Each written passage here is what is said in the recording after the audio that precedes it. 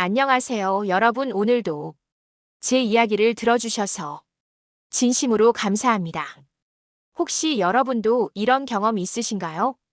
아침에 눈을 떴는데 하루 종일 말할 사람이 없다는 생각이 드시는 순간 말입니다. 자녀들은 바쁘다고 연락도 뜸하고 오랜 친구들은 하나둘씩 멀어지고 저도 올해로 65세가 되었는데 남편을 떠나보낸 지 3년이 되어 갑니다. 처음엔 정말 막막했습니다. 40년을 함께 살던 사람이 없으니 집안이 이렇게 조용할 수가 없더라고요. 그런데 오늘 이 영상을 끝까지 들으시면 여러분은 분명히 이런 생각이 드실 겁니다. 아, 혼자 있는 시간이 이렇게 소중할 수 있구나. 이렇게 행복할 수 있구나. 제가 지난 3년 동안 시행착오를 겪으며 터득한 외로움을 행복으로 바꾸는 진짜 비결들을 모두 나누어 드리려고 합니다. 특히 오늘 마지막 부분에서 말씀드릴 혼자만의 시간을 보물로 만드는 세 가지 황금 법칙은 정말 놀라우실 거예요. 먼저 우리가 왜 혼자 있는 시간을 힘들어하는지부터 이야기해 볼까요? 우리 세대는 평생을 누군가를 위해 살아왔습니다. 젊을 때는 부모님을 위해, 결혼해서는 남편과 아이들을 위해, 그리고 손자, 손녀를 위해 늘 누군가의 엄마, 누군가의 아내, 누군가의 할머니로만 살아왔지 정작 나 자신으로 살아본 시간은 얼마나 될까요? 심리학자들이 말하는 빈 둥지, 증후군이라는 게 있습니다. 새끼들이 다 떠난 둥지처럼 자녀들이 독립하고 나면 느끼는 그 허전한 말입니다. 하지만 여기서 중요한 건 이 시간이 위기가 아니라 기회라는 것입니다. 제가 상담을 받으러 갔을 때 상담사 선생님이 이런 말씀을 해주셨어요. 어머님, 지금까지 평생을 남을 위해 살아오셨잖아요. 이제 어머님만을 위한 시간이 온 거예요. 이걸 선물이라고 생각해 보세요. 처음엔 무슨 말씀인지 이해가 안 됐어요. 혼자 있는 게 무슨 선물이냐고 생각했거든요. 그런데 시간이 지나면서 깨달았습니다. 정말로 이 시간이 선물이더라고요. 외로움이라는 감정 자체가 나쁜 게 아니에요. 외로움은 우리에게 지금 당신은 사람과의 연결이 필요해요라고 알려주는 신호등 같은 거예요. 배가 고프면 밥을 먹어야 한다는 신호인 것처럼 말이죠. 그런데 많은 분들이 이 외로움을 없애려고만 해요. 텔레비전을 틀어놓고 전화를 걸어대고 아무 곳이나 나가려고 하고 하지만 이건 임시 방편일 뿐이에요. 진짜 해결책은 따로 있어요. 저도 처음 몇 달은 정말 힘들었어요. 아침에 일어나면 하루가 너무 길게 느껴지고 저녁이 되면 오늘도 아무것도 안 했네 하는 자책감에 빠지고 그러다가 어느 날 깨달았어요. 아, 내가 혼자 있는 시간을 제대로 활용할 줄 모르는구나. 혼자 있어도 행복할 수 있는 방법을 배워야겠구나. 그때부터 시작됐어요. 진짜 변화가 말이에요. 지금은 혼자 있는 시간이 오히려 더 소중해요. 왜냐하면 이 시간 동안 제가 진짜 하고 싶었던 일들을 할 수 있거든요. 여러분도 분명히 그런 경험 있으실 거예요.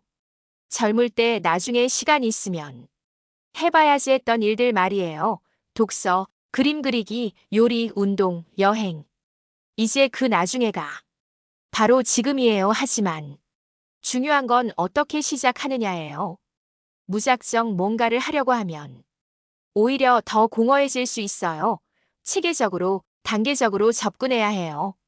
그래서 오늘 제가 여러분께 전해드리고 싶은 건 제가 3년 동안 정말 많은 시행착오를 겪으면서 찾아낸 혼자 있어도 행복한 사람들의 비밀이에요. 이 비밀들을 알고 나면 여러분도 저처럼 혼자 있는 시간이 기다려질 거예요. 누군가를 기다리는 시간이 아니라 나 자신과 만나는 시간이 될 거예요. 먼저 첫 번째로 말씀드릴 건 마음의 정리예요. 혼자 있는 시간을 제대로 활용하려면 먼저 내 마음부터 정리해야 해요. 왜냐하면 우리 마음 속에는 지난 수십 년 동안 쌓인 감정들이 너무 많거든요. 슬픔, 후회, 미안함, 그리움. 이런 감정들이 정리되지 않으면 아무리 좋은 일을 해도 마음이 편하지 않아요. 마치 방 청소를 하려는데 짐이 너무 많아서 어디서부터 시작해야 할지 모르는 것과 같아요. 마음의 정리를 어떻게 하느냐, 이게 정말 중요해요. 제가 처음에 시도했던 방법은 일기 쓰기였어요. 그런데 그냥 오늘 있었던 일을 쓰는 게 아니라 내 감정을 써보는 거예요. 오늘 나는 왜 슬펐을까? 뭐가 그렇게 아쉬웠을까? 무엇이 나를 불안하게 만들까?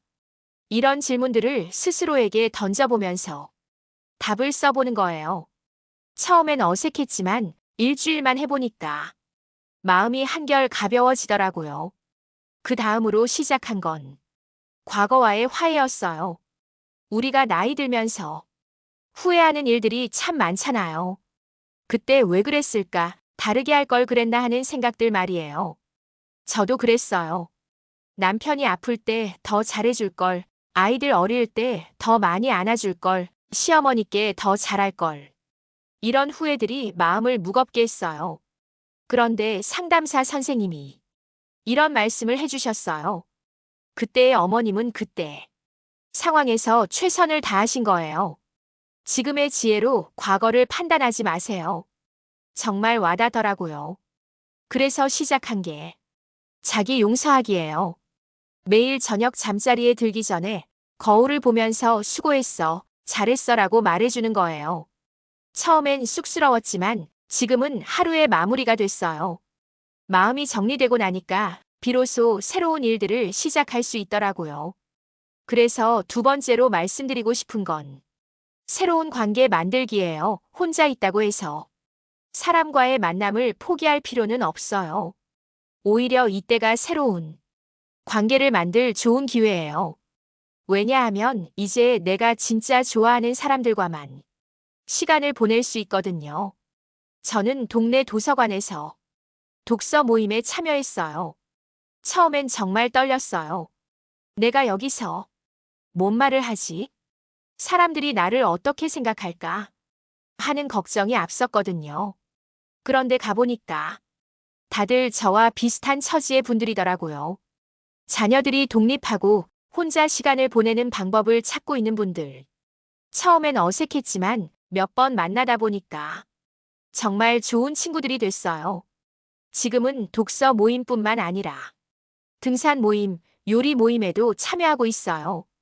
일주일에 3번은 누군가와 만나는 약속이 있어요. 전에는 누가 나를 찾아줬으면 좋겠다는 수동적인 자세였다면 지금은 내가 먼저 만나러 가자는 적극적인 자세로 바뀌었어요. 여기서 중요한 팁 하나 알려드릴게요. 새로운 모임에 참여할 때는 작은 선물 하나씩 준비해 가세요. 큰 거 아니에요. 집에서 기른 화분이나 직접 만든 김치, 아니면 동네에서 산 작은 선물. 이런 걸 가져가면 사람들이 훨씬 반가워해요. 그리고 세 번째로 중요한 건 나만의 루틴 만들기예요. 혼자 있는 시간이 무료하게 느껴지는 이유 중 하나가 구조가 없기 때문이에요. 회사 다닐 때는 출근 시간이 있고 점심 시간이 있고 퇴근 시간이 있어서 하루에 리듬이 있었잖아요. 은퇴하고 나면 이런 구조가 사라져요. 그래서 하루가 길게 느껴지고 시간을 무의미하게 보내게 되는 거예요. 그래서 나만의 새로운 구조를 만들어야 해요. 제 하루 루틴을 예로 들어볼게요. 아침 7시에 일어나서 간단한 스트레칭 20분, 그 다음에 하루 계획 세우기 10분, 아침 식사하면서 책 읽기 30분. 이런 식으로 시간대별로 할 일을 정해놨어요. 오전에는 주로 집안일이나 개인적인 일들을 하고 오후에는 운동이나 모임 활동, 저녁에는 나만의 취미 시간으로 정했어요. 물론 매일 똑같이 하는 건 아니고 기본 틀만 정해놓고 유연하게 조정해요. 이렇게 루틴을 만들어 놓으니까 하루가 훨씬 알차게 느껴져요.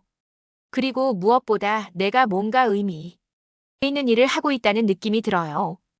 여기서 또 하나 팁을 드리면 루틴 중에 반드시 나만을 위한 시간을 포함시키세요. 예를 들어 오후 3시부터 4시까지는 무조건 내가 좋아하는 일만 하는 시간으로 정하는 거예요. 차 마시면서 음악 듣기, 꽃 가꾸기, 그림 그리기 뭐든 좋아요. 이 시간만큼은 누군가의 전화가 와도 받지 않고 집안일이 급해도 미루고 오직 나만을 위한 시간으로 지키는 거예요. 처음엔 이기적인 것 같아서 죄책감이 들 수도 있는데 전혀 그럴 필요 없어요. 나를 소중히 여기는 것도 중요한 일이거든요. 네 번째로 말씀드리고 싶은 건 새로운 배움의 즐거움이에요. 나이 들어서도 새로운 걸 배울 수 있다는 걸 아시나요? 오히려 지금이 진짜 배움의 때일 수 있어요. 젊을 때는 생계를 위해, 시험을 위해 억지로 공부했다면 지금은 순수하게 재미있어서 궁금해서 배울 수 있잖아요. 이런 배움이 얼마나 즐거운지 몰라요. 저는 작년부터 스마트폰 사용법을 배우기 시작했어요. 처음엔 정말 어려웠어요. 이 나이에 무슨 스마트폰이야 하는 생각도 들었고요. 그런데 막상 배워보니까 세상이 이렇게 넓은 줄 몰랐어요. 이제는 손자, 손녀들과 영상통화도 하고 옛날 친구들과 카톡도 하고 유튜브로 요리도 배우고 정말 새로운 세상이 열렸어요. 무엇보다 젊은 사람들과 대화할 때 뒤처지지 않는다는 자신감이 생겼어요. 동네 문화센터에서 수채화 강의도 들었어요. 어릴 때부터 그리고 싶었는데 살림하느라 미뤄뒀던 일이었거든요. 처음에 그린 그림은 정말 볼품 없었어요. 그런데 몇 달 지나니까 조금씩 늘더라고요. 지금은 집 곳곳에 제가 그린 그림을 걸어놨어요. 누가 보면 수준이 높지 않다고 할 수 있지만 저에게는 정말 소중한 작품들이에요. 빈 벽을 보고 있을 때와 제가 그린 그림을 볼 때의 기분이 정말 달라요. 여러분도 젊을 때 하고 싶었던 일들이 있으실 거예요. 악기 연주, 외국어, 글쓰기, 춤. 지금이 바로 그때예요. 너무 늦었어라고 생각하지 마세요. 늦었다고 생각할 때가 가장 빠른 때라는 말이 있잖아요. 동네 도서관이나 문화센터에 가보시면 정말 다양한 프로그램들이 있어요. 대부분 무료거나 저렴해요. 그리고 무엇보다 같은 관심사를 가진 사람들을 만날 수 있어요. 다섯 번째로는 건강한 몸 만들기예요. 혼자 있는 시간이 많아지면 자연스럽게 활동량이 줄어들어요. 누가 재촉하지 않으니까 하루 종일 집에만 있게 되고 몸이 점점 약해져요. 하지만 건강한 몸이 있어야 다른 모든 걸 즐길 수 있어요. 몸이 아프면 아무리 좋은 일이 있어도 기쁘지 않거든요. 저는 매일 아침 30분씩 동네 한 바퀴 걷기부터 시작했어요. 처음엔 10분도 힘들었는데 조금씩 늘려가니까 지금은 1시간도 거뜬해요. 걸으면서 동네 이곳저곳을 구경하는 재미도 쏠쏠해요. 그리고 일주일에 2번은 집에서 간단한 운동을 해요. 유튜브에 시니어를 위한 운동 영상들이 정말 많아요. 따라하기도 쉽고 무료로 볼 수 있어서 좋아요. 운동을 시작하고 나서 가장 좋은 점은 밤에 잠이 잘 온다는 거예요. 전에는 밤에 잠이 안 와서 뒤척이는 일이 많았는데 지금은 베개에 머리만 대면 금세 잠이 들어요. 그리고 체력이 좋아지니까 하루 종일 할 수 있는 일들이 많아졌어요. 전에는 오후만 되면 피곤해서 누워있고 싶었는데 지금은 저녁까지도 활기차게 보낼 수 있어요. 여섯 번째는 봉사활동의 보람이에요. 나만 생각하고 살다 보면 자꾸 우울해져요. 그런데 다른 사람을 도와주는 일을 하면 정말 마음이 따뜻해져요. 저는 동네 어린이집에서 일주일에 한 번 책 읽어주는 봉사를 해요. 아이들이 제 이야기를 정말 열심히 들어요. 그 맑은 눈망울을 보면 제가 오히려 더 많은 걸 받는 것 같아요. 독거노인 도시락 배달 봉사도 해봤어요. 저보다 더 어려운 상황에 있는 분들을 보면서 제가 얼마나 감사해야 할 일들이 많은지 깨달았어요. 봉사활동의 좋은 점은 내가 누군가에게 필요한 사람이라는 느낌을 준다는 거예요. 혼자 있을 때 가장 힘든 건 나는 쓸모없는 사람이라는 생각이거든요. 하지만 누군가를 도와주고 있다는 걸 알면 삶의 의미가 생겨요. 봉사활동은 거창한 게 아니어도 돼요. 동네에서 길 잃은 사람 도와주기, 무거운 짐 들어주기, 아이들 건널목 지켜주기. 이런 작은 일들도 다 봉사예요. 7번째는 추억 정리하기예요. 우리에게는 수십 년간 쌓인 소중한 추억들이 있어요. 사진, 편지, 일기, 물건들. 이것들을 정리하면서 과거를 되돌아보는 시간을 가져보세요. 저는 오래된 사진들을 앨범에 정리하면서 정말 행복한 시간을 보냈어요. 젊었을 때 남편과 찍은 사진, 아이들 어릴 때의 사진, 가족여행 사진들 하나하나 보면서 그때의 기억들이 되살아나더라고요. 사진 뒤에 간단한 메모도 남겼어요. 이때 첫째가 처음 걸음마를 했다. 이 여행에서 남편이 길을 잃어서 한바탕 웃었다. 이런 식으로요. 나중에 손자, 손녀들에게 들려줄 수 있는 이야기들이 됐어요. 그리고 편지도 정리했어요. 남편이 출장 갔을 때 보내준 편지들, 아이들이 어릴 때 쓴 카드들, 친구들과 주고받은 안부 편지들 한 장 한 장 읽으면서 그때의 마음들을 다시 느꼈어요. 이런 추억 정리를 하다 보면 아, 내 인생이 이렇게 풍성했구나 하는 감사함이 생겨요. 외롭다고 생각했는데 사실은 정말 많은 사랑을 받고 살아왔다는 걸 깨달아요. 8번째는 미래를 위한 준비예요. 나이 들었다고 해서 미래가 없는 건 아니에요. 오히려 앞으로 20년, 30년을 더 건강하고 행복하게 살기 위한 준비를 해야 해요. 건강관리 계획도 세우고 취미 생활도 더 발전시키고 새로운 목표도 세워보세요. 저는 올해 목표로 손자, 손녀들에게 줄 동화책 직접 써보기를 정했어요. 이미 절반 정도 완성됐는데 정말 뿌듯해요. 그리고 집안 정리도 조금씩 하고 있어요.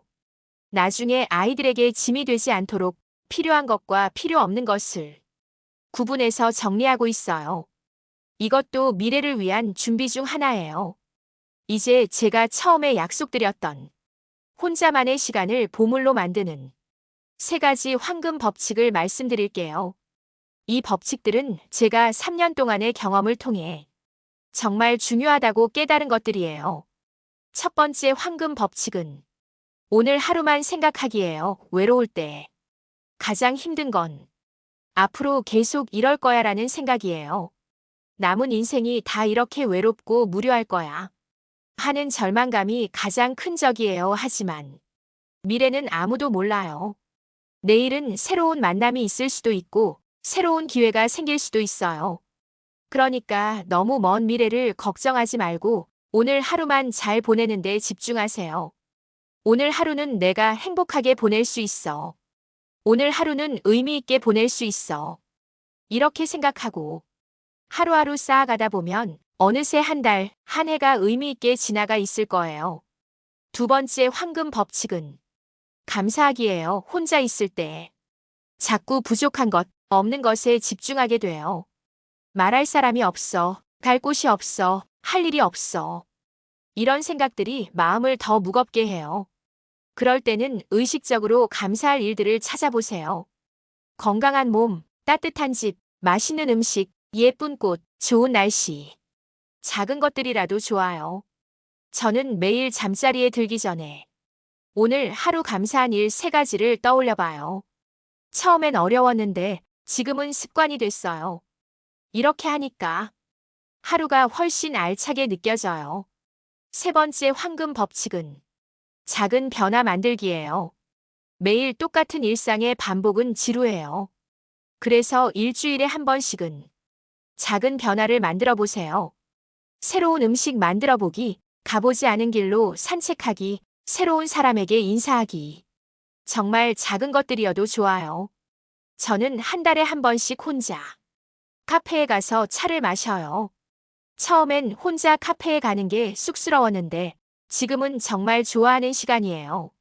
사람들 구경도 하고 책도 읽고 생각도 정리하고 이런 작은 변화들이 쌓이면 인생이 다채로워져요. 오늘은 어떤 새로운 일을 해볼까 하는 기대감도 생기고요. 이 세 가지 법칙 정말 간단하죠? 하지만 실제로 해보시면 효과가 놀라우실 거예요. 마지막으로 여러분께 꼭 말씀드리고 싶은 게 있어요.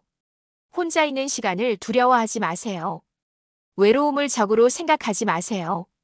이 시간들은 모두 여러분이 진짜 자신을 발견하고 진짜 행복을 찾아가는 소중한 과정이에요. 저도 3년 전만 해도 혼자 있는 게 너무 무서웠어요. 하지만 지금은 달라요. 혼자 있어도 심심하지 않고 외롭지 않아요. 오히려 이 시간이 제게는 가장 자유롭고 행복한 시간이에요. 여러분도 분명히 그렇게 될 수 있어요. 시간이 좀 걸릴 수는 있어요. 저도 지금까지 오는데 3년이 걸렸거든요. 하지만 포기하지 않고 조금씩 시도해 보시면 분명히 변화를 느끼실 거예요. 혼자 있는 시간이 외로운 시간이 아니라 나를 돌보는 시간, 나를 발견하는 시간, 나를 사랑하는 시간이 되기를 진심으로 바라요. 오늘 이 이야기가 여러분께 조금이라도 도움이 되었다면 정말 기쁠 거예요. 여러분의 응원과 댓글이 저에게는 정말 큰 힘이 됩니다. 그리고 혹시 주변에 혼자 계시면서 외로워하시는 분들이 있다면 이 영상을 공유해 주세요. 함께 나누면 더 큰 힘이 될 거예요.